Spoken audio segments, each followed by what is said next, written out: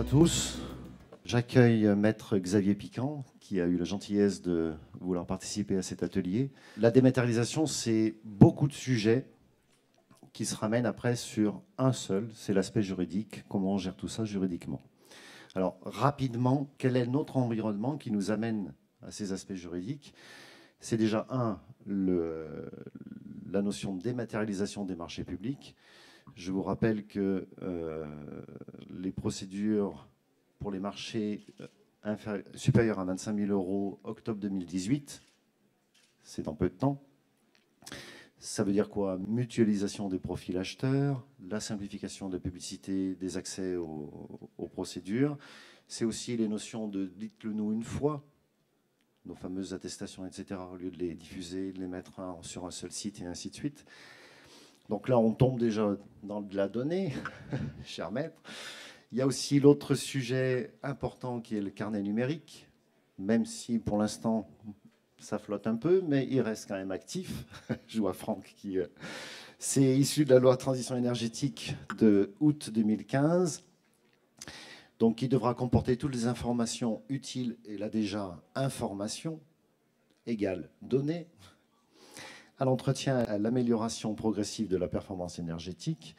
Donc l'entrée en vigueur pour tous les permis de construire, c'est janvier 2017. Et pour, on va dire, tout le reste, l'échéance, c'est janvier 2025 pour tous les travaux, quels qu'ils soient, réhab, restructuration.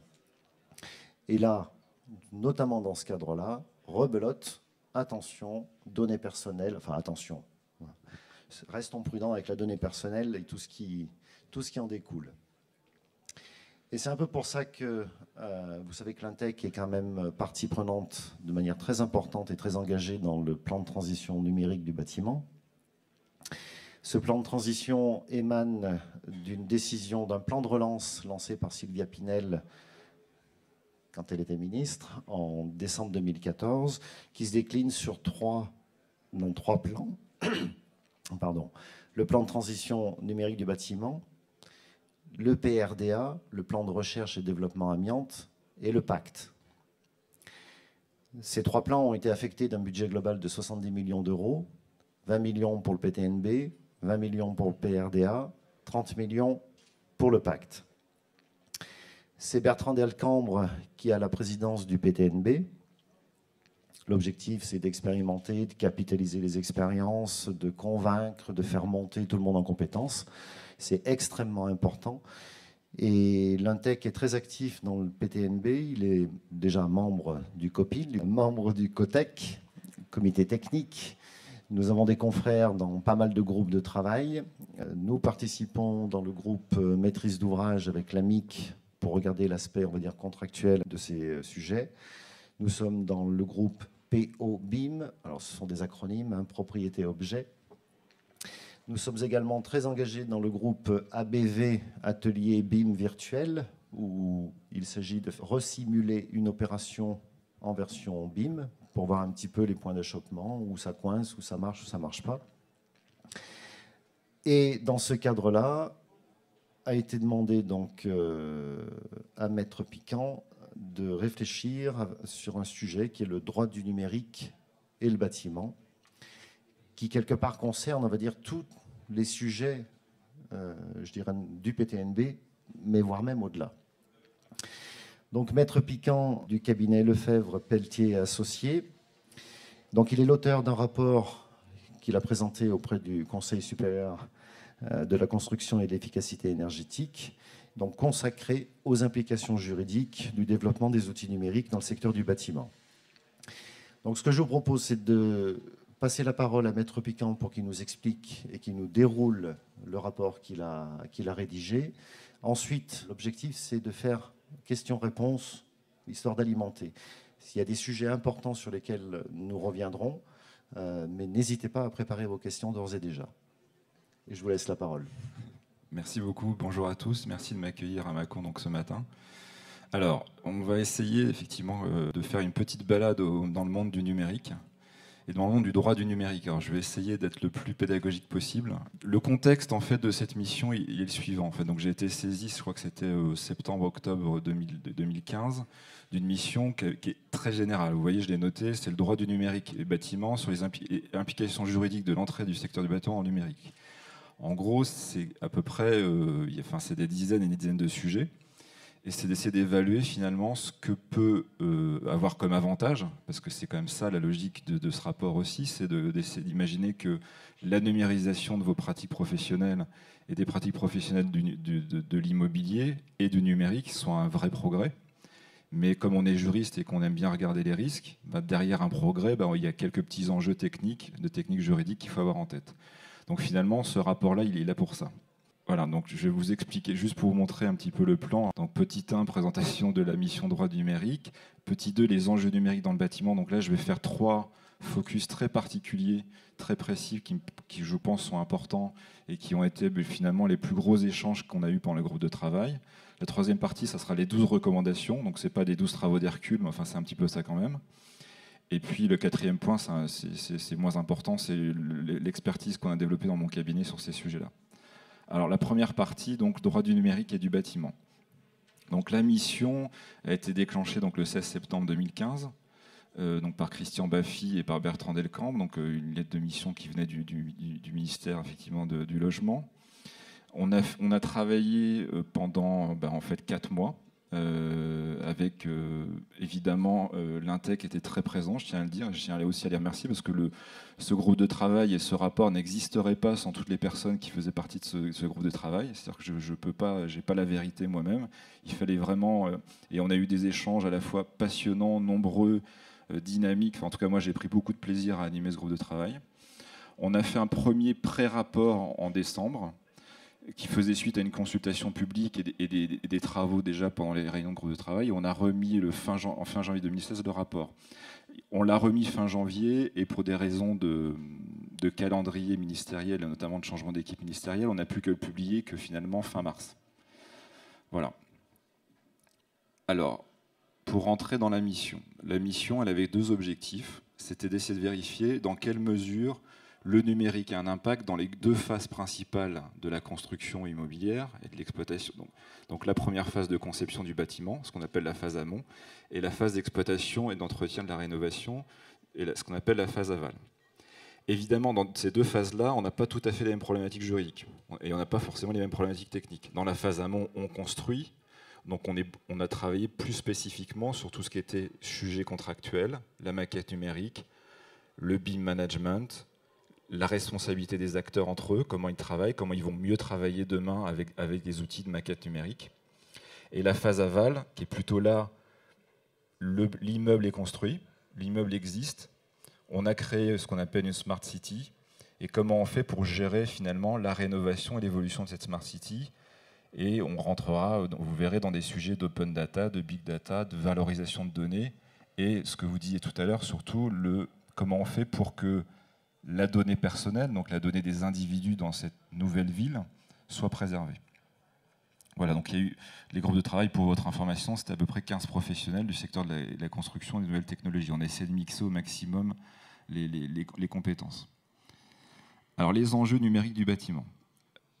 Je ne vais pas rentrer dans les 80 pages du rapport, ça n'a pas de sens. Pour moi, il y a 3 sujets fondamentaux qui ont été on va dire le fondement de notre discussion. Le premier sujet fondamental, c'est les contrats liés à la maquette numérique et au BIM management. Je vais vous donner un exemple très simple. On travaille aujourd'hui sur des projets de Smart City. Et donc, quand un constructeur construit une nouvelle ville, ou un nouveau quartier, ou un éco-quartier, ou une Smart City, peu importe le terme employé, en règle générale, il a besoin d'un certain nombre de sous-traitants. Il a besoin d'un certain nombre de partenaires.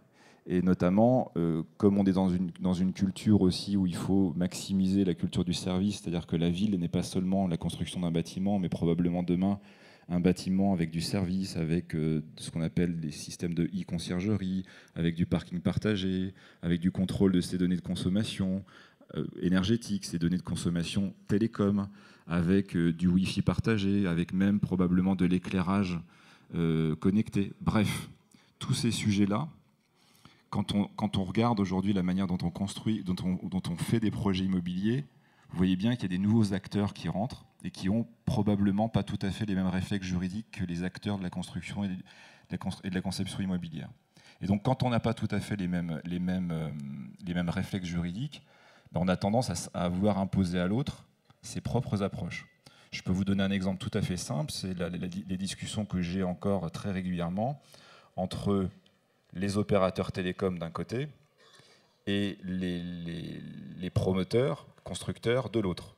D'un côté, vous avez une entreprise qui suit finalement le code civil très précisément et qui a des garanties biennales, des garanties décennales et qui doit finalement, le résultat de son travail, son livrable, ça va être un immeuble pour des clients, personnes physiques ou personnes privées, d'ailleurs, peu importe. De l'autre côté, vous avez un opérateur télécom qui, lui, a une culture de l'informatique et des télécoms et qui rend des services. Et finalement, la perception qu'il a du consommateur final n'est pas du tout la même que le constructeur. Elle est très opposée. Donc faire coexister ces deux mondes-là, c'est déjà un beau challenge. Et c'est souvent un challenge de partage de propriété intellectuelle. Je vais revenir un peu plus tard. Le deuxième sujet, c'est la formation. La maquette numérique et tout ce qu'on appelle le BIM et le BIM management, c'est un formidable outil parce que ça permet d'accélérer les processus industriels, et ce n'est pas forcément un sujet d'immobilier, hein, c'est un sujet qui existe dans plein d'industries. Et comme c'est un formidable outil de dynamique dans lequel les gens vont contribuer, dans lequel les gens vont s'échanger des informations et des données techniques et pas que des données techniques, ben forcément, il y a un petit sujet de formation. D'ailleurs, le PTNB m'en parlait encore cette semaine, me disait qu'il faut qu'on accélère sur les problématiques de formation des gens au numérique et probablement à l'informatique. La difficulté qu'on peut avoir quand on gère des projets immobiliers qui gèrent des logiciels de maquette numérique, c'est qu'il faut qu'on ait des gens qui soient compétents pour gérer les dites maquettes numériques. Et donc, c'est probablement des nouvelles compétences, soit qu'on va acquérir, soit des compétences c'est probablement aussi des nouveaux métiers ou des métiers qui existent qui vont évoluer. Et donc, tout ça, ben, on a besoin de formation. Et évidemment, quand on fait rentrer l'informatique dans une industrie, ben, vous avez des nouveaux processus de métiers, des nouveaux métiers, des nouveaux comportements, des nouveaux styles de management. Et tout ça aussi, ben, pourquoi c'est important d'un point de vue juridique, c'est que ça sécurise les contrats, évidemment. Plus vous avez des gens qui savent comment gérer une maquette numérique et comment la faire vivre et comment la rendre performante pour le projet considéré, plus vous êtes plus à l'aise dans votre contrat. Et donc ça revient au premier point finalement. Et enfin, le sujet de données personnelles, c'est un sujet alors plutôt aval, quoique, finalement, y compris même dans la phase de conception, on va collecter des données, alors que c'est probablement des données techniques, mais ça peut être aussi des données personnelles, parce que des données de comportement sur d'autres projets, on peut les mettre dans un nouveau projet. Et donc là, on a un petit sujet de conformité CNIL, et je vous en parlerai un peu plus longuement. Alors, les contrats. Alors, évidemment, chaque projet immobilier est un peu différent. Et donc, moi, j'ai pris délibérément le choix de vous parler plutôt ce matin du sujet de la propriété de la maquette, parce que c'est un sujet qu'on a beaucoup discuté en groupe de travail. C'est un sujet, je ne suis même pas sûr d'ailleurs qu'on puisse dire qu'on ait tous trouvé un consensus. On sait ce qu'il faut faire, mais on sait pas. Une maquette numérique, c'est quoi? C'est un logiciel avec une base de données. Enfin, c'est plutôt une base de données. C'est une base de données qui va être enrichie des contributions de toutes les personnes qui travaillent sur le projet immobilier. En droit, il y a deux qualifications juridiques. Il y a la qualification juridique de protection par la base de données et la qualification juridique de droit d'auteur. Le logiciel est protégé par le droit d'auteur, la base de données est protégée par son propre régime, qui est un régime de protection de base de données. C'est un régime sui generis. Probablement que la maquette numérique, c'est un objet qui est un petit peu à cheval entre les deux.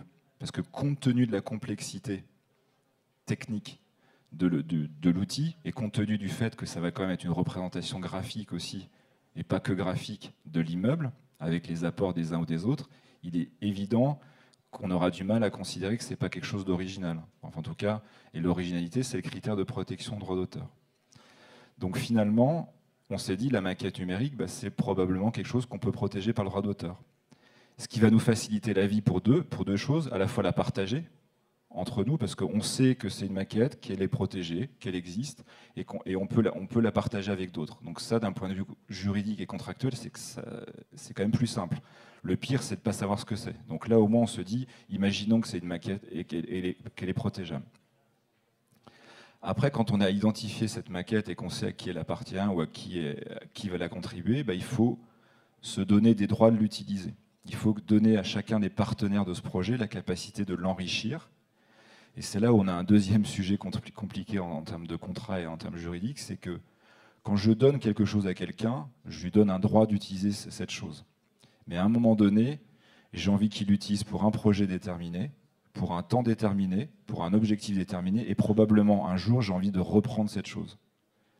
Et c'est là où il y a une petite contradiction aussi avec la maquette qui a peut-être vocation à utiliser... Enfin, en gros, on a envie d'avoir des données, mais on n'a pas envie qu'elles partent, parce que cette maquette-là, elle aura vocation à être utilisée dans la phase d'exploitation. Donc c'est là où on a un autre sujet juridique intéressant, c'est que le droit d'utilisation de votre propre donnée technique, par exemple, que vous avez créé, vous, dans votre entreprise, vous allez la contribuer dans cette maquette pour un projet X, mais il faut que vous disiez au début, est-ce que cette donnée, j'ai envie de la garder ou envie de la récupérer? Est-ce que j'ai envie qu'elle perdure dans la phase d'exploitation-maintenance?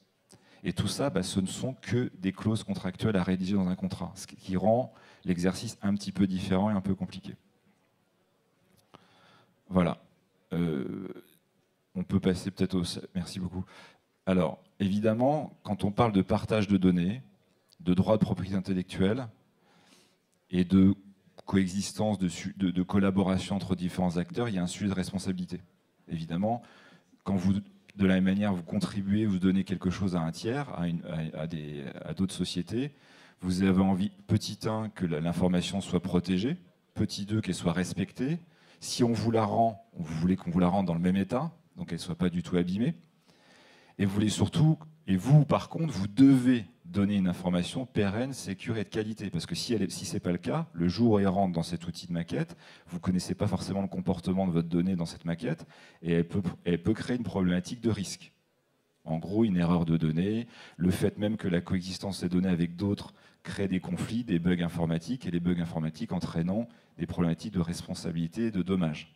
Donc, on a beaucoup discuté aussi avec la FFA, la Fédération Française des Sociétés d'Assurance. Moi, je parle aussi très régulièrement avec la Mutuelle des Architectes de France aussi sur des sujets comme ça, parce que la question qu'on peut se poser, c'est est-ce que les polices d'assurance aujourd'hui dans le bâtiment sont suffisantes, ou est-ce qu'il faut probablement créer d'autres produits liés à l'informatisation des processus industriels dans la construction? C'est une question, je pense que les assureurs n'ont pas tous tranché. Certains ont fait le choix de le faire rentrer dans leur RCP classique.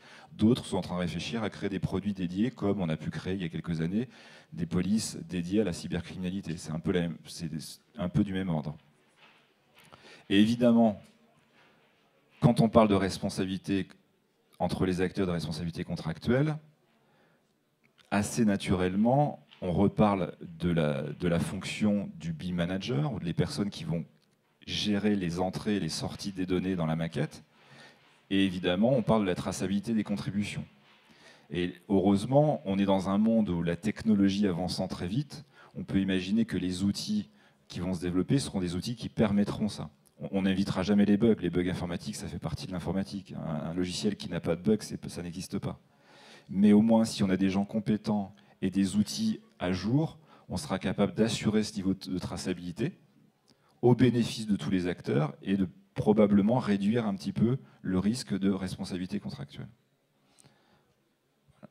Alors, pour revenir sur le contrat, évidemment, chacun d'entre vous, chaque entreprise qui rentre dans des projets comme ça est tout à fait libre de négocier. Ça, je voulais quand même le rappeler, c'est-à-dire que le principe de base, c'est qu'il n'y a pas de fatalité dans la discussion et la rédaction contractuelle. C'est-à-dire que ce qu'on veut contribuer, c'est à nous de le décider, et c'est seulement à nous, c'est pas aux autres. Donc ça, c'est important de le noter quand même. Donc ne vous faites pas abuser par votre partenaire, soyez rigoureux juste dans la rédaction de vos contrats, et vous avez autant d'intérêt d'arriver à un consensus que lui. J'ai pris 2 exemples importants pour moi sur les contrats, juste pour vous donner une illustration. Aujourd'hui, quand on utilise des logiciels de BIM qui utilisent des bases de données de maquettes numériques, on s'adresse souvent à un éditeur. Vous connaissez les éditeurs de logiciels BIM, je ne vais pas les citer.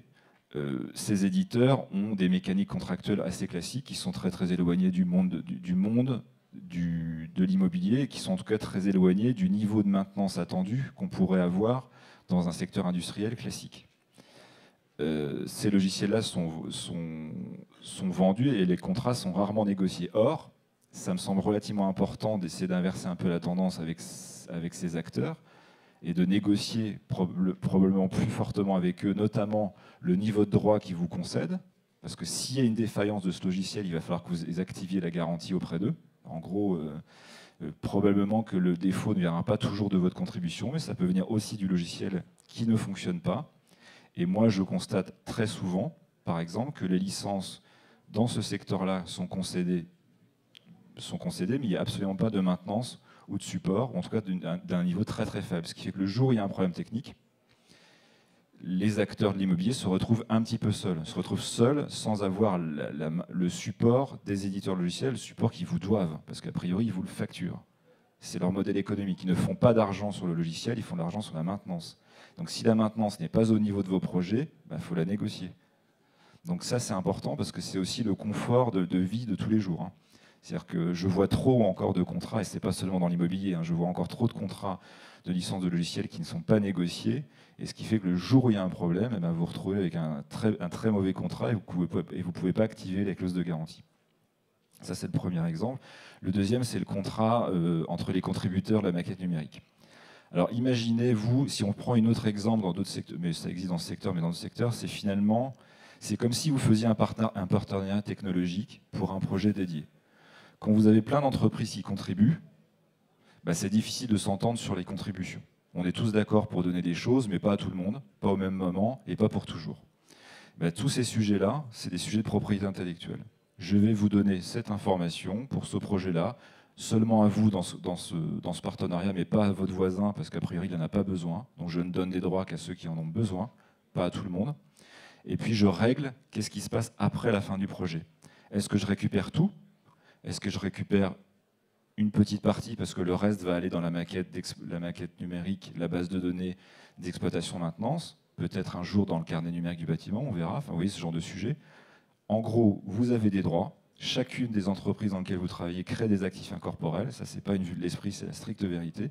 Donc ces actifs-là, ils doivent se protéger en entrée et ils doivent se protéger en sortie. Voilà. Et toute cette chaîne-là, c'est probablement rédiger des contrats avec plus de propriété intellectuelle et plus de protection de vos données.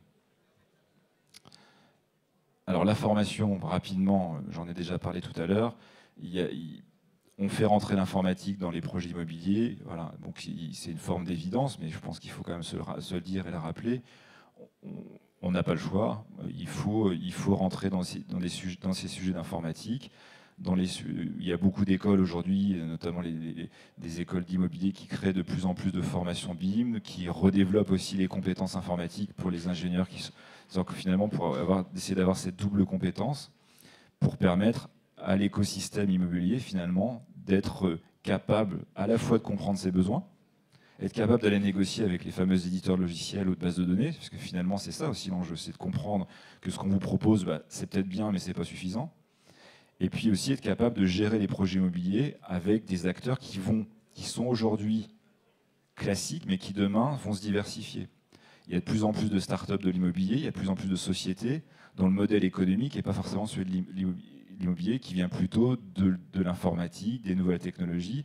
Moi, je négocie très souvent en ce moment avec des sociétés, par exemple, des entreprises qui font du parking partagé dans les hôtels, dans les bureaux, dans les résidences.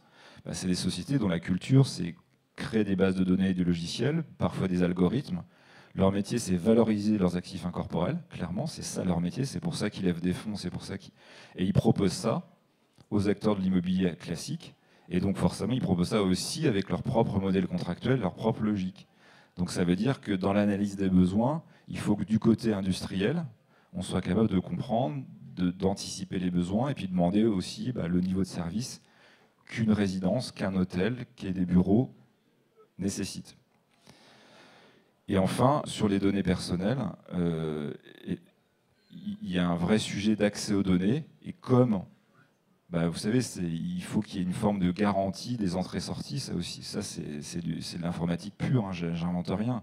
C'est quand on fait un projet, si vous regardez ce qui se passe dans l'industrie automobile ou dans l'industrie aéronautique, c'est pas du BIM, mais ça fait des années que chaque projet de conception d'une automobile ou d'un avion est géré par des gens qui font partie de l'IT. C'est-à-dire que c'est un projet d'infrastructure au bout d'un moment.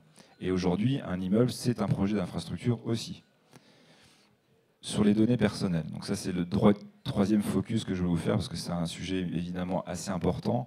Je dirais que c'est un sujet qui est d'autant plus important qu'aujourd'hui, il n'y a pas vraiment d'industrie qui n'est pas concernée par la problématique. Situons-nous dans la phase d'un projet immobilier, l'éco-quartier ou le quartier où la Smart City vient d'être construite.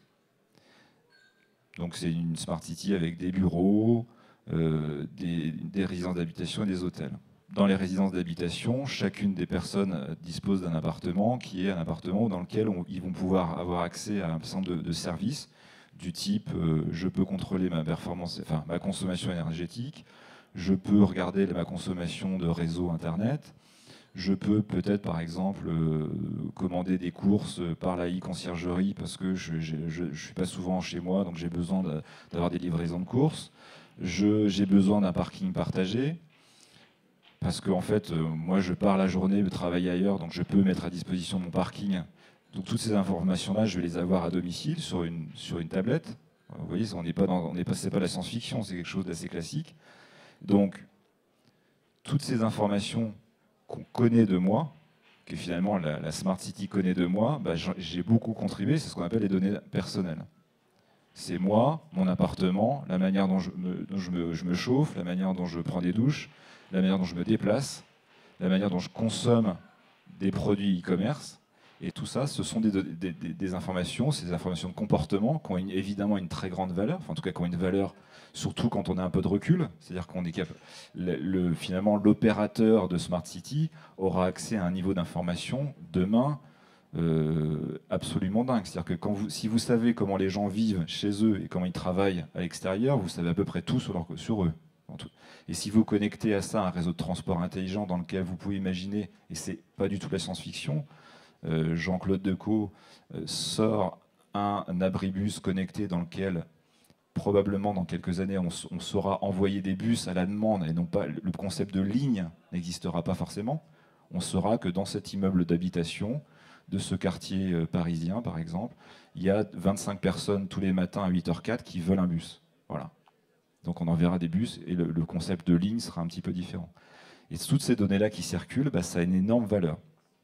Et donc évidemment, quand on construit des immeubles comme ça, on doit se poser la question de je vais créer un produit avec plein de services, et derrière cette notion de service, il y a une collecte de données.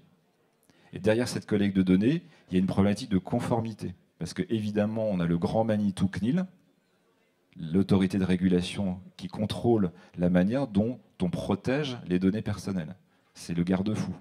Aujourd'hui, ils sont quand même relativement intéressés par ces sujets-là. Ils sont surtout intéressés pour essayer de modérer ou en tout cas de faire en sorte que si un opérateur quel qu'il soit, une entreprise quelle qu'elle soit, collecte de la donnée, eh bien au moins que cette donnée soit protégée, reste confidentielle, qu'elle ne soit pas détournée. Donc ça veut dire que la CNIL impose des mesures de sécurité tant physique que logiciel. Je vous donne encore un exemple. On est sur un projet de Smart City sur lequel je travaille en ce moment, où on a un débat permanent avec la CNIL. Alors on a essayé de l'avoir le plus en amont possible, parce que si on ne l'a pas en amont, le fait de leur en parler après, c'est le meilleur moyen pour se faire sanctionner. Donc on leur en parle le plus tôt possible. On leur explique tous les traitements, on leur fait la liste de l'ensemble des traitements, l'ensemble des collectes de données que ce projet va avoir, quel type de données, quand, comment, à quel... Et on leur dit, voilà quelles sont les mesures de sécurité. On va avoir un serveur de données qui va être sur le site avec un serveur de sauvegarde ailleurs, pas aux États-Unis, en France. Vous voyez, ce genre de débat, parce qu'ils ne vont pas aimer ça. Les données françaises collectées sur un quartier qu'on va mettre dans un serveur d'Amazon dans le Nevada, ça les excite pas vraiment. Donc, donc ces discussions-là, on l'a avec la CNIL. On essaie de leur montrer que les sécurités physiques, le serveur, il n'est pas dans une porte qu'on a fermée à clé, il est dans un endroit sécurisé, avec digicode, et que c'est une seule personne qui a accès, avec un backup pour la personne. Enfin bref, toutes ces discussions-là, c'est qu'en face de ces services et de ce niveau de collecte de données important, la CNIL va imposer des contraintes. Plus vous faites des services, plus ils ont tendance à imposer des contraintes, parce qu'aujourd'hui, on est dans des législations assez contraignantes. Donc il vaut mieux anticiper avec eux ces problématiques-là, qui sont des problématiques liées au développement des villes connectées ou des bâtiments connectés. Ça me permet de vous faire une deuxième remarque aussi, c'est comme on voit que ces projets se développent, on a saisi l'occasion du groupe de travail et de ce rapport pour à la fois faire venir la CNIL pendant les groupes de travail et pour les faire participer aussi à ces échanges-là, pour leur faire prendre conscience aussi que ce n'était pas une vue de l'esprit, qu'évidemment le bâtiment connecté, ce n'était pas un sujet qui n'allait pas exister, voilà, parce que ce n'était pas forcément le cas il y a 6 mois. Donc aujourd'hui, ils sont relativement convaincus que c'est un sujet important. Et donc nous, notre rôle, c'est d'essayer de continuer à travailler avec eux sur des exemples concrets et surtout pour essayer de leur faire travailler ce qu'on appelle un pack conformité, c'est-à-dire leur dire, demain, je construis une ville, il y aura des problématiques de connectivité, de collecte de données. Comment on fait, monsieur CNIL, pour être conforme et pour éviter les problèmes? Donc en fait, un pack conformité, c'est la CNIL qui, par rapport à un secteur industriel précis, donne un certain nombre de recommandations de conformité. Vous les suivez pas, il vaut mieux les suivre parce que, évidemment, on est dans un secteur quand même très visible. Donc, vous voyez, si je prends l'exemple du secteur bancaire, les banques font excessivement attention à la sécurité des données, évidemment, parce qu'ils connectent des données aussi très sensibles. Et quand il y a ce qu'on appelle une perte de données, ils se retrouvent avec la CNIL sur le dos avec des sanctions possibles. Donc voilà, donc notre travail aujourd'hui, c'est d'essayer de leur faire de travailler sur ce pack conformité. Ça prend un peu de temps parce qu'ils sont en termes de ressources humaines pas forcément. Ils font avec ce qu'ils ont. Mais on va essayer de toujours essayer de tirer les enjeux de ce rapport pour travailler là-dessus parce que je pense que c'est hyper important pour l'immobilier. Et enfin, le dernier point, c'est un sujet qui est lié au carnet numérique en fait.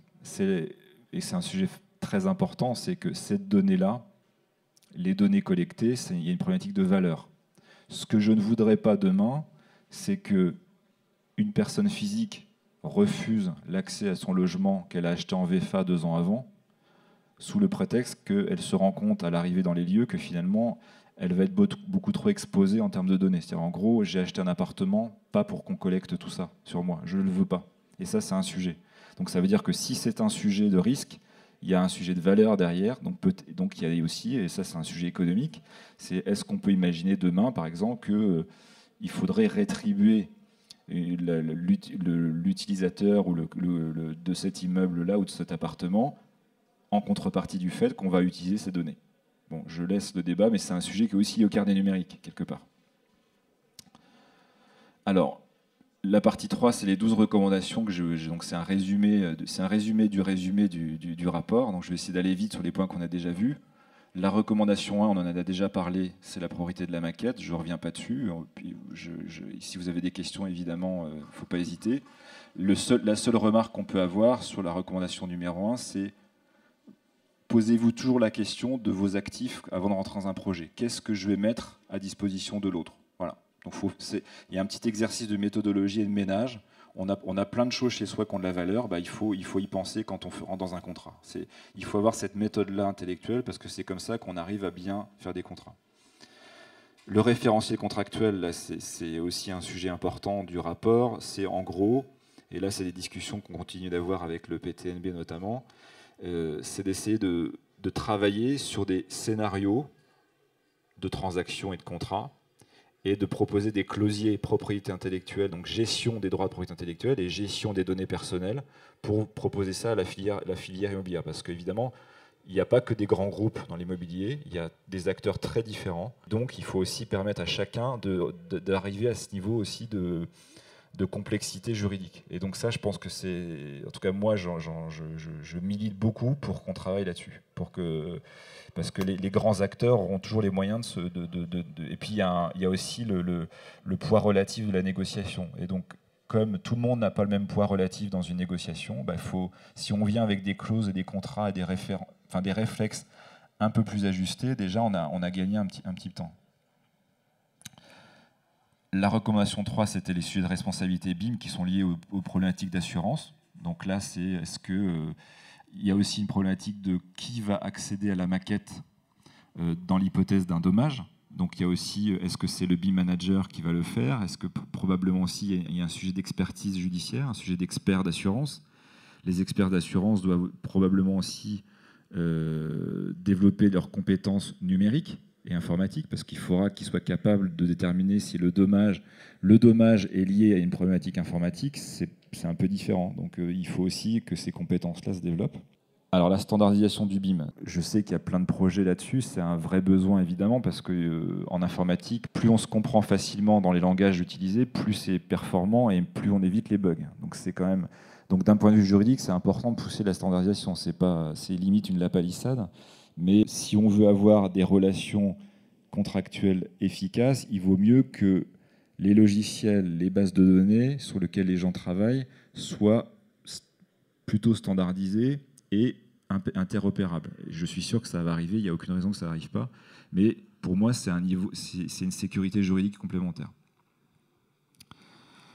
Alors, la certification des données et GIE, ça c'était un sujet qu'on avait aussi évoqué. C'est finalement, alors c'est aussi lié il y a eu un rapport sur le carnet numérique, c'est finalement dans quel cadre on peut faire en sorte de créer ce fameux carnet numérique du bâtiment. C'est ce carnet numérique, est-ce que c'est une clé qu'on rend en fin de parcours, à la fin de la conception, et qu'on va rendre à l'acquéreur avec les données de son appartement? Honnêtement, si c'est ça, ça présente relativement peu d'intérêt. En tout cas, ça manquerait un petit peu d'ambition. Donc je pense que l'idée, c'est quand même d'essayer d'avoir un carnet numérique du bâtiment qui serait accessible évidemment en ligne, mais qui serait surtout itératif, dans lequel les données de sortie de conception seraient après incrémentées de plein de données de vie, notamment les données de performance énergétique, les données de consommation, etc. Et c'est un peu ça l'idée. Et aujourd'hui, en fonction du modèle économique qui sera choisi, eh ben, on aura des conséquences juridiques plus ou moins fortes.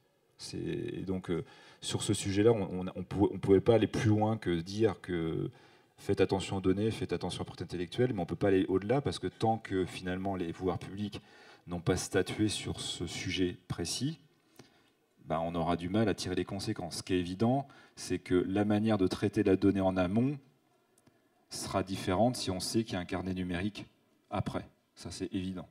C'est évident que ça changera la manière de faire des contrats. Donc c'est juste ce petit warning-là qu'on peut faire aujourd'hui. Interopérabilité, j'en ai un peu parlé. Ça, c'est une problématique informatique importante, et c'est une problématique informatique qui a des conséquences juridiques. Parce que quand on fait du droit des logiciels, ce qu'on demande à son fournisseur de logiciels, c'est cette capacité à interopérer avec son propre écosystème à soi. Là aussi, il faut que les outils numériques dans le bâtiment deviennent plus interopérables pour gagner en performance, et donc en sécurité. La gestion des accès, ça c'est pareil, c'est le même sujet. C'est vous, si vous contribuez des données dans une maquette, vous avez envie de savoir comment ça fonctionne. En gros, vous ne mettez pas ça dans une boîte noire, ça disparaît, vous ne maîtrisez plus rien. Donc vous avez envie de comprendre qui gère les accès, qui va vous rendre les informations, comment c'est modifié, est-ce que c'est vous qui modifiez.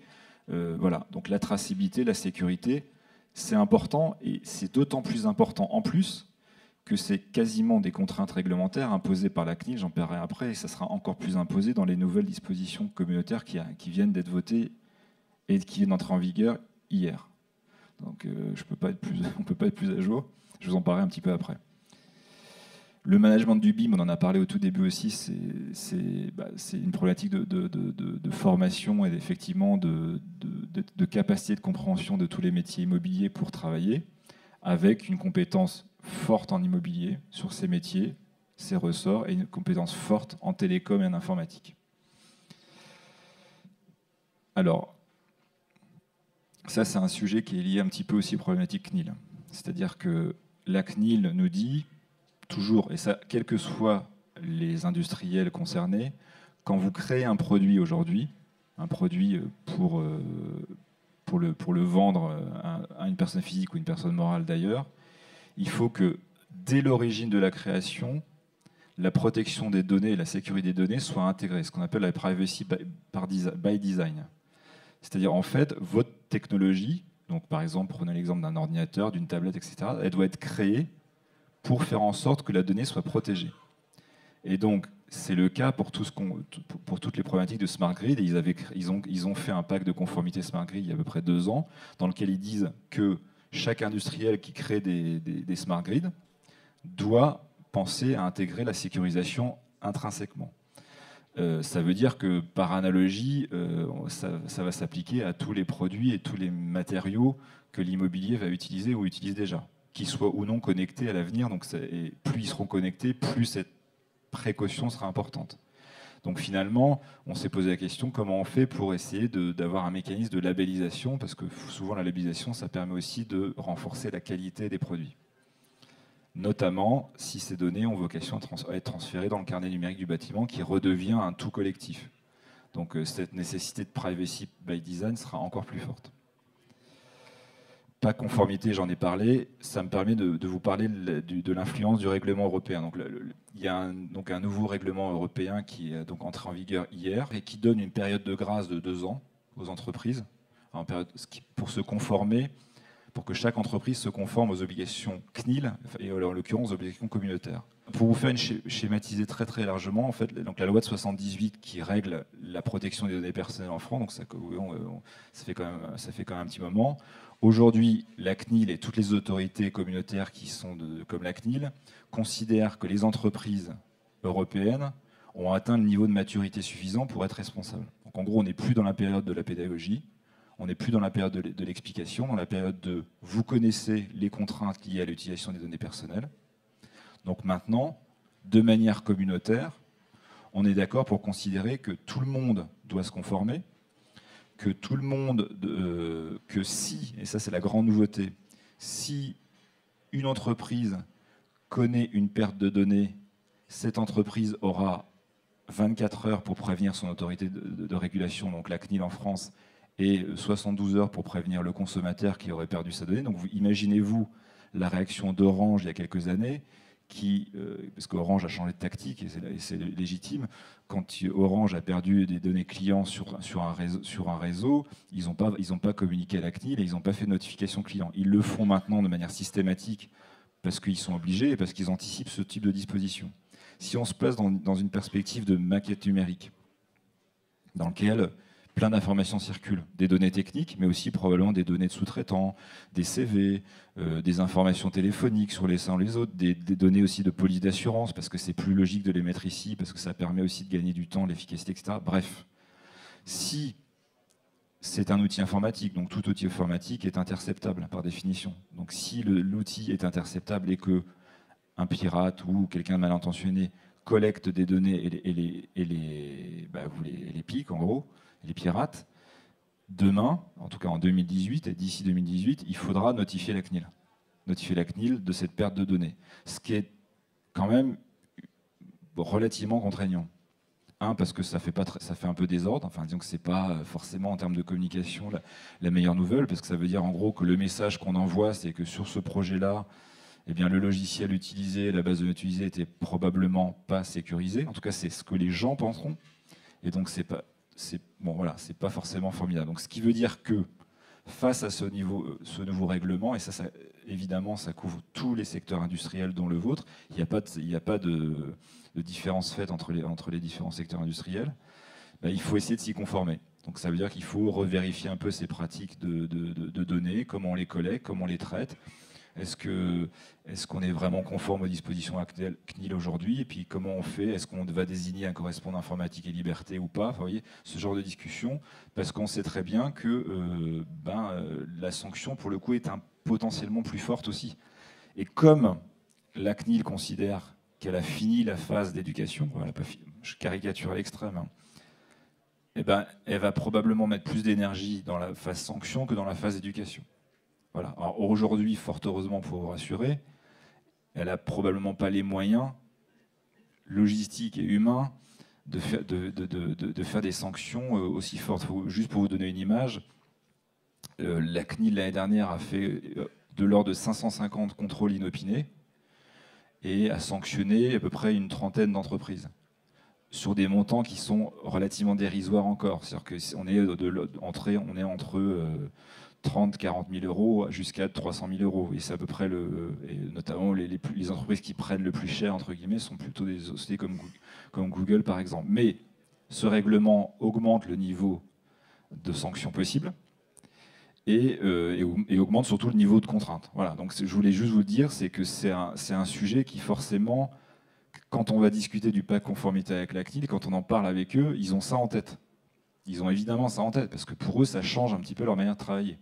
Et je sens aussi, et ça je le sens sur mes projets cabinet que, je ne sais pas si c'est un hasard ou pas, j'en sais rien, je trouve qu'il y a une forme de crispation, en tout cas de rigidité actuelle. Moi, j'ai des projets qui avancent moins vite, en gros, pour la faire courte. Ça avance un peu moins vite. Ils sont un petit peu plus tatillons sur des sujets de protection des données. Et évidemment, quand on pense à l'exemple que je vous donnais tout à l'heure, j'arrive dans mon immeuble, j'ai acheté un appartement en VFA, c'est super, j'ai une tablette connectée dans mon appartement qui va collecter plein de données sur moi et sur mon comportement. Ils aiment, mais il faut bétonner la sécurité, je peux vous le dire. Et c'est ce qu'ils nous demandent, vraiment. C'est-à-dire que si même on pouvait éviter de collecter trop, donc voilà, donc ce qui est un peu paradoxal, parce qu'en même temps, c'est des super outils pour justement améliorer la performance énergétique. Vous voyez, c'est cette espèce de truc schizophrène où on a besoin de la technologie pour gagner en performance énergétique et pour mieux comprendre notre manière de vie. Et en même temps, la CNIL nous dit, elle comprend bien le bénéfice, mais face à ce bénéfice, ils veulent quand même un peu serrer les contraintes techniques. Voilà. J'arrête parce que je pourrais en parler des heures de sujet. Donc le sujet, on en a parlé, c'est la valorisation des données. Donc c'est un peu le sujet que je venais d'évoquer. Donc il faut faire attention à cette valeur. Et ce sera une problématique forcément très importante dans les années à venir. Et enfin, la dernière recommandation, ça c'est une petite précaution. Finalement, comme on est dans une période un peu intermédiaire, dans laquelle les dispositions de données personnelles communautaires sont entrées en vigueur et on doit s'y mettre, que l'immobilier se développe sur ces sujets-là. Ce qu'il faut, c'est essayer de prendre comme exemple ce qui se passe dans le droit de la consommation classique, c'est-à-dire en gros dans le e-commerce. Dans le e-commerce, vous devez absolument tout dire à votre consommateur. Vous ne devez jamais réduire ou en tout cas essayer d'obstruer son consentement. Donc en gros, quand vous avez une Smart City qui se lance avec beaucoup de services, il faut les informer très tôt de ce que vous allez faire. C'est que face à ces services que vous offrez à ces clients-là, vous leur expliquez exactement le niveau de service que vous leur donnez. C'est pour ça que vous avez besoin de leurs informations. Et ça, l'information précontractuelle des consommateurs, c'est quelque chose qui fait plutôt plaisir à la CNIL quand même. C'est-à-dire qu'ils considèrent que c'est très important.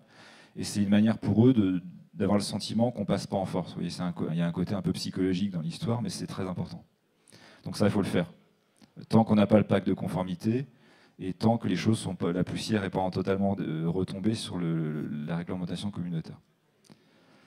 Voilà, bon, la dernière partie, on peut arrêter, c'est du marketing de cabinet, je vais vous faire grâce de tout ça.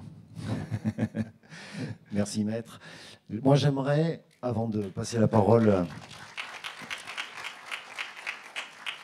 avant de vous passer la parole, c'est que vous précisiez de manière simple, parce que moi j'ai une habitude, c'est de ramener les choses avec un langage simple et courant, faire la différence et d'expliquer la propriété industrielle, la propriété intellectuelle, le droit d'auteur, etc., pour qu'on arrive bien à savoir où on se met et ce qui nous concerne. Je vais vous expliquer. C'est très très simple. C'est très simple, mais c'est un sujet de religion pour les gens qui font de la propriété intellectuelle.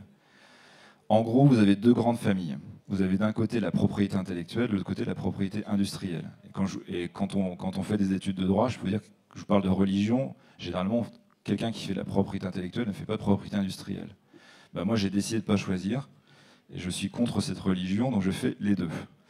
Et donc la propriété intellectuelle, c'est quoi? C'est le droit d'auteur. En gros, classiquement, vous voyez, c'est la musique, les livres, la photographie. En gros, c'est ce qui protège le créateur. Dans ce droit d'auteur, il y a une catégorie qui n'a jamais vraiment pu choisir son camp, c'est le logiciel.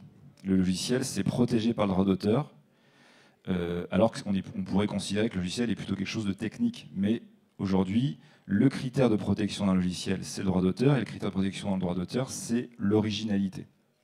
Donc c'est assez facile et pourquoi, philosophiquement, on a fait rentrer en France le droit d'auteur, enfin on a fait rentrer le logiciel dans la protection de droit d'auteur, c'est parce que c'est plus facile de trouver un logiciel original que de faire un logiciel brevetable, je l'expliquerai après. Donc en fait, c'était une manière de susciter le développement d'une économie. Quand c'est facile de faire un logiciel, quand c'est facile de le rendre original, c'est plus facile de le faire protéger par un régime juridique. C'est ça un peu l'idée. Donc on fait rentrer le logiciel dans le droit d'auteur. Il est protégé par le droit d'auteur du seul jour de sa création. Vous n'avez pas besoin d'aller devant un office. Le jour où vous l'avez créé, il est protégé. Alors évidemment, dans la vraie vie, les industriels qui font des logiciels font des dépôts pour prendre date, etc. Mais la création vaut protection, ce qui est très différent du régime de propriété industrielle. Il y a eu plein de débats, je vous passe le droit d'auteur, il y a plein de gens qui considèrent que ça devrait être un brevet. Aux États-Unis, beaucoup d'entreprises protègent des logiciels par le brevet. Il y a des moyens techniques de protéger le logiciel par le brevet. Je ne rentre pas en détail, mais en France, logiciel, brevet. Il y a une troisième catégorie qui est à cheval, c'est la protection sur les bases de données. C'est une protection sui generis, que je vous disais tout à l'heure, donc c'est une protection dédiée. J'ai une base de données qui est protégée, c'est peu ou prou c'est du droit d'auteur adapté. C'est exactement pareil, pas de dépôt, la protection née de la création. Très souvent, une base de données, ça ne vit pas tout seul. C'est une partie d'un logiciel. Donc très souvent, la protection de la base de données est aspirée par la protection du logiciel, ce qui est assez logique en fait, et aussi pour des questions de valorisation contractuelle. Donc retenez bien, un logiciel, c'est la partie propriété intellectuelle, et dans la partie propriété intellectuelle, en dessous des auteurs classiques, musique, etc., il y a le logiciel. La deuxième grande catégorie, c'est la propriété industrielle. Les trois catégories de propriété industrielle, ce sont les marques, les dessins et modèles et les brevets. Les marques, vous voyez ce que c'est, donc c'est Danone, c'est Lintec, c'est LPA sur les slides. Vous voyez, ça c'est une marque. En fait, c'est le signe qui permet d'identifier un produit ou un service sur un marché. C'est le rôle de guide. C'est-à-dire que j'arrive à identifier une personne et notamment un consommateur. Donc, a priori, dans les sujets immobiliers, parfois, vous avez des marques de produits. Ça arrive. Vous avez des marques de produits, et donc ça aussi, c'est protégé par le droit des marques. La différence par rapport au droit d'auteur, c'est que pour protéger une marque, il faut vérifier qu'elle est disponible et la déposer auprès d'un office compétent. En France, c'est l'INPI, l'Institut national de propriété industrielle. Donc, où là, il faut déposer votre signe, qui peut être un signe verbal, un logo, qui peut être figuratif, qui peut même être olfactif. Vous savez que les marques olfactives existent. Donc certains parfums sont déposés à titre de marque. Et donc ça, il faut faire une démarche d'aller déposer pour bénéficier d'une protection pendant 10 ans qui est renouvelable ad vitam aeternam. Donc c'est un sujet. Donc, le deuxième sujet, c'est le dessin et modèle. Donc le dessin et modèle, c'est la représentation graphique de cette bouteille, par exemple. Donc typiquement, la marque Cristalline, la bouteille, probablement que Cristalline, j'en sais rien, a déposé le modèle de cette bouteille-là, donc la représentation graphique de ce modèle. Et c'est là où c'est très intéressant, vous dire que ce droit est absolument passionnant mais compliqué, c'est que on peut imaginer que cette bouteille est aussi protégée par le droit d'auteur. Parce que quelque part, c'est une création qui est originale. Donc très souvent, les industriels vont se dire, est-ce que finalement, je me contente d'avoir une protection droit d'auteur classique de l'objet original, ou finalement, je vais aller devant l'INPI, parce que je suis dans un environnement concurrentiel fort aussi, où j'ai envie de faire du contentieux probablement, et je vais déposer la forme, sous la forme d'un modèle, et je vais avoir un titre, là aussi, renouvelable ad vitam aeternam.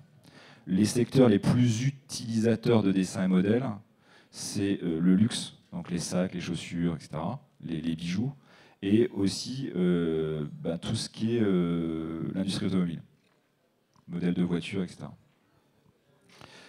La troisième catégorie qui est très intéressante, c'est le brevet.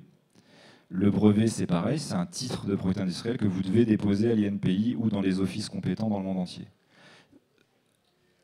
À quoi sert un brevet? Le brevet, ça sert à protéger une innovation technologique. Et donc, en gros, j'ai un problème technique, la réponse que je fais à ce problème technique peut potentiellement être brevetée. Il y a 3 critères. Je suis désolé, c'est un peu technique, mais bon, 3 critères pour qu'un brevet soit valable. Il faut qu'il y ait une activité inventive. Donc, c'est-à-dire, en gros, c'est un peu l'originalité, mais c'est plus technique. C'est que finalement, il faut que cette solution, cette innovation soit vraiment pas du tout détectable par un homme du métier dans le secteur. Donc, c'est ça l'activité inventive, schématiquement. Il faut qu'elle soit d'application industrielle. Donc, ça, c'est facile à démontrer. C'est que mon innovation va s'appliquer dans une télévision, dans un immeuble, dans un nouveau béton, dans un nouveau composant. Donc ça, c'est une vraie application industrielle. Donc ça, c'est le critère le plus facile à déterminer. Et le troisième critère, c'est la nouveauté. La nouveauté, c'est qu'en gros, ça n'existait pas avant. Donc ça n'existait pas dans l'état de la technique.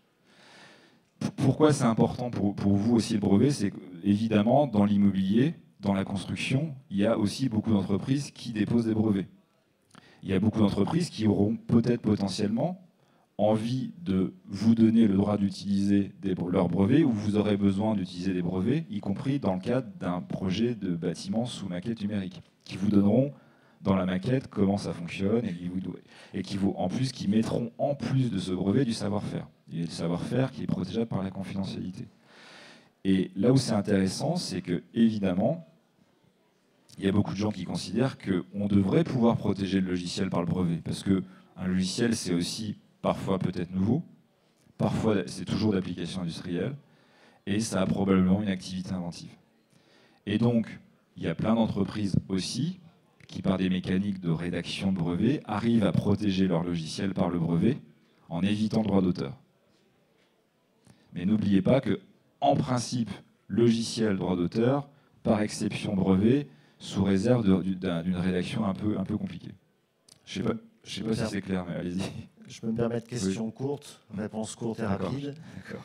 Raccrocher. Ça veut dire que je suis trop long. La propriété, si on le ramène purement dans notre activité, Oui. nous, bâtiment, bureau d'études, économiste ou architecte, Oui. L'architecte relève du droit d'auteur. Droit d'auteur. L'économiste ou le bureau d'études qui fournit de la donnée technique. Aussi. Droit d'auteur et aussi un point important, savoir-faire. Voilà. Très important, le savoir-faire, c'est une catégorie non classable. Donc comme on ne peut pas la classer ni en propriété littéraire artistique, propriété intellectuelle, ni en industrielle. Donc le savoir-faire, et pourtant ça a beaucoup de valeur. Donc la seule manière de protéger le savoir-faire, c'est la confidentialité des échanges. C'est pour ça que dans tous vos contrats, il vaut mieux garder les choses confidentielles.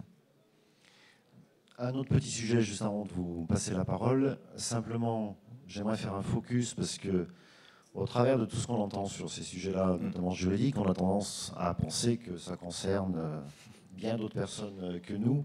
Sauf que nous, avec l'Intec, on s'est focalisé, enfin, ça nous a permis, je dirais, le travail fait avec Maître Pécan nous a permis de réfléchir sur la notion justement de données personnelles et non personnelles. Alors, brutalement, on se dit, bon, quoi qu'il en soit, et ceci étant, c'est un sujet qui nous concerne directement. Maître Pécan a dit tout à l'heure dans son développé les CV, les attestations d'assurance et ainsi de suite. C'est pas demain, c'est pas après-demain, c'est d'ores et déjà aujourd'hui. Je prends plusieurs exemples très pragmatiques. Une maquette numérique, on rattache à cette maquette numérique des marchés de travaux. Marchés de travaux, ce sont des actes d'engagement dans lesquels figure de la donnée personnelle, un nom de gérant, un numéro de SIRET, des CV, des attestations d'assurance, des attestations fiscales et sociales, etc. Et là, on est déjà dans la donnée personnelle. Donc d'entrée de jeu, ça c'est pour nous, ça nous tombera sur le nez, peut-être pas aujourd'hui, mais demain. L'autre aspect, je dirais, qui nous a un petit peu travaillé dans le fond, c'est autant sur une maquette numérique, sur du neuf, d'entrée de jeu, j'allais dire, on va pouvoir partir de zéro, si je puis dire, et on va empiler de la donnée, et là on pourra la maîtriser. Quid du jour où on travaillera sur une maquette numérique issue d'un bâtiment existant que l'on restructurera. Je prends un exemple, encore une fois, très simplet, vous m'en pardonnerez, mais un bâtiment de logement social qui a vécu pendant des années avec des locataires qui étaient connectés sur des consommations énergétiques, ou même j'ouvre et je ferme mes volets roulants, mon appartement est occupé à tel moment ou tel autre. On est typiquement dans de la donnée personnelle. Et là où ça pose question, c'est le jour où on va récupérer la maquette d'exploitation maintenance pour revenir travailler dessus. Il va falloir peut-être opérer une sorte de filtre pour pas qu'on récupère de la donnée personnelle sur laquelle nous pourrions être recherchés ou je ne sais quoi. Je rappelle, pour être un peu violent et pour vous provoquer, le non-respect de l'obligation de sécurité de la donnée personnelle, c'est simple. On peut aller jusqu'à 300 000 € d'amende, 5 ans d'emprisonnement. Donc, quelque part, ça ne rigole pas non plus. On sait que la France est très attachée aux notions de liberté individuelle et ainsi de suite. Donc, c'est cela qu'il faut, je dirais, sur ces sujets-là qu'il faut le faire attention. Je ne sais pas si Vous voulez rajouter quelque chose? Non, mais je suis évidemment d'accord. Je pense que ce qui nous sauve quand même, c'est que aujourd'hui, je ne connais pas de sanctions d'emprisonnement encore quand il y a eu des sanctions financières, mais pas encore d'emprisonnement. Je ne pense pas qu'il y en aura. Enfin, je pense que après, ça dépend aussi du niveau de collecte et du niveau de sensibilité. Pour revenir sur votre exemple qui est intéressant, je pense que le vrai sujet, c'est quand on reprend une base de données dans laquelle il y a plein de données personnelles et qu'on a envie de réutiliser. La grosse problématique qu'on a, c'est que l'accord d'utilisation des données personnelles du début, on n'a pas dit au départ au consommateur, à la personne physique, qu'on allait faire ça dans 10 ans. Et le problème, c'est que le risque, et c'est un risque pratique, c'est qu'on serait en droit obligé de redemander l'autorisation de toutes ces personnes qui ont contribué pendant 10 ans pour faire les nouveaux travaux. Donc c'est ça la difficulté. C'est ça aussi que j'essaie d'expliquer à la CNIL. C'est que dans une temporalité immobilière, l'histoire de l'oubli de la donnée ou de la durée de conservation, l'histoire de la réutilisation de la donnée d'entrée, c'est un vrai sujet parce qu'on n'est pas sur des opérations de 6 mois. On est sur des opérations où on va prendre une somme de données pour laquelle on a eu l'accord au départ, mais il y a 15 ans, ou il y a 10 ans. Or, en droit aujourd'hui, si vous changez le périmètre d'utilisation de la donnée de départ, vous devez solliciter l'accord de toutes les personnes. Donc c'est pas possible. Enfin, c'est très compliqué. Très compliqué. Je vous laisse la parole. Avez-vous des questions? Profitez de Maître Piquant.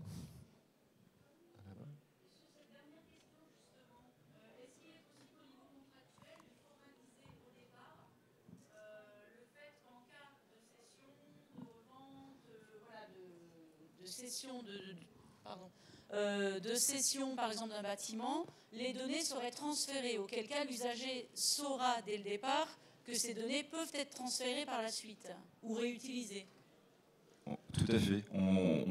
Il faudrait le régler en amont. Le risque, c'est qu'il ne soit pas d'accord. Et le risque, c'est qu'il faut qu'il... C'est ça le problème, c'est que probablement il y a un aspect pédagogique. Dire à un consommateur ou un utilisateur d'un immeuble, d'un appartement... vous êtes d'accord pour considérer que cette donnée, vous la collectez pour ce que j'ai à faire pour vous maintenant, et puis un jour, je la transférerai. Honnêtement, moi, si je vois ça, je ne suis pas sûr. Je vous dis peut-être oui, mais je vous dis combien. Alors, j'oserais poser la question du compteur, le compteur Linky, qui est exactement dans ce cas-là. Alors, le compteur Linky, ça, c'est un beau sujet, le compteur Linky. Le compteur Linky, c'est pas tout à fait ça, puisque de toute manière, les données sont stockées a priori, c'est ce que le concepteur a dit, sont stockées à domicile. Donc en fait, les données sont accessibles par l'énergéticien, mais physiquement, elles sont chez vous. C'est l'espèce de parade technico-juridique que la CNIL a trouvée avec les acteurs, enfin avec les énergéticiens. Probablement que le problème, c'est que là, c'est juste l'énergie.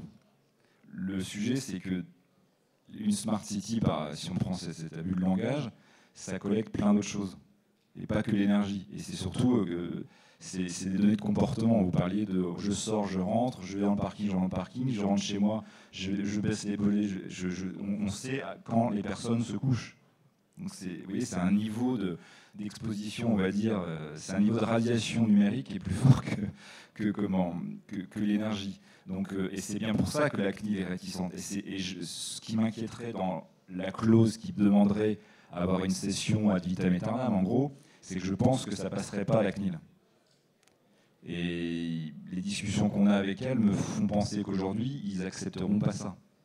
Et d'ailleurs, par exemple, l'exemple de Linky, ils ont demandé aussi techniquement à ce que les contrôles de la courbe de charge se fassent avec une certaine régularité, pas en permanence. Vous voyez. C'est parce que plus on est précis dans le calcul de la courbe de charge, plus on comprend le comportement des gens qui utilisent l'énergie en question. Et c'est des questions qui nous posent aussi, moi, sur les projets qu'on a en ce moment, sur finalement, est-ce que cette information, vous en avez besoin? Oui, non. Et si oui, tous les combien? Et ils essayent de nous faire élargir les plages de connexion, vous voyez. Donc je pense, aujourd'hui, je ne pense pas possible d'avoir cet accord de la CNIL, je ne crois pas. D'autres questions?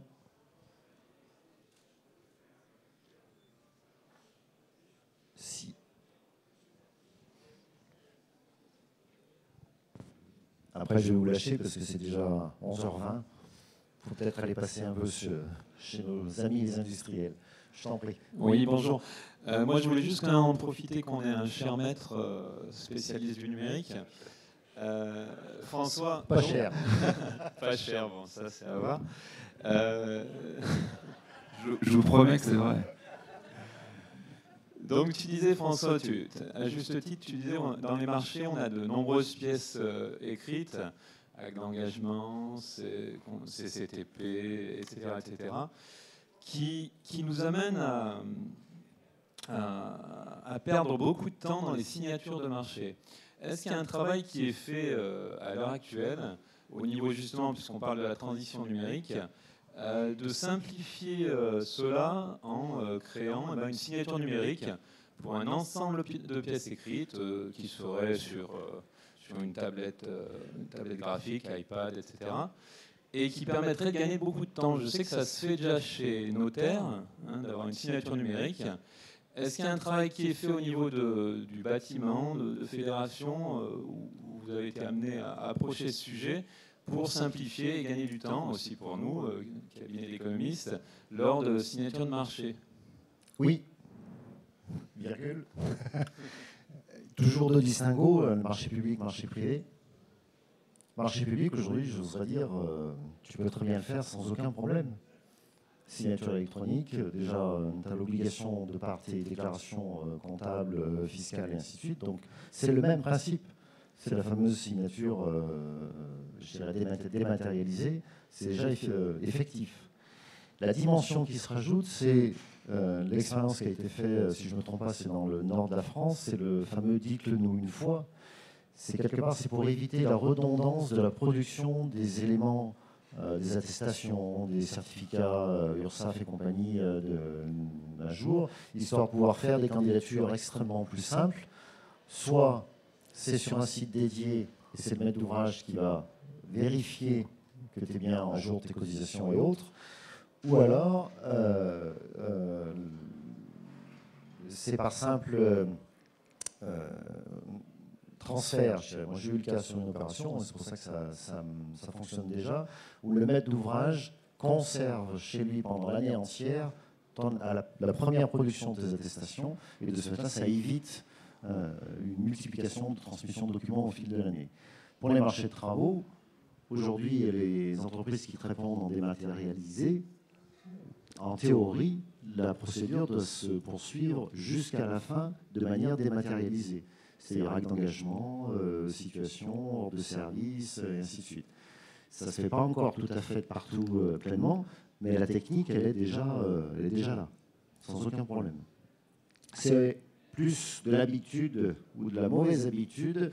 Moi, je peste un peu quand j'entends encore des maîtres d'ouvrage publics, je dirais, lancer des signatures de marché. Il n'y a pas de sens. Le marché est déjà signé via l'acte d'engagement dans le cadre de la réponse. Après, c'est des avenants, des mises au point de marché, les CERFA. Il n'y a pas de séance de signature.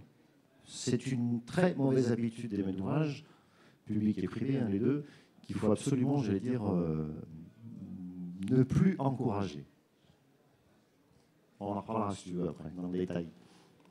Je vais, sauf s'il y a une question, une dernière question. Non. Ben je vous remercie, M. Piquant. Je vous remercie tous. N'hésitez pas à passer chez nos amis industriels, là ils sont nombreux. Donc je vous ai tenu jusqu'à 11h23. C'est déjà pas mal. Donc merci à tous et passez une bonne journée.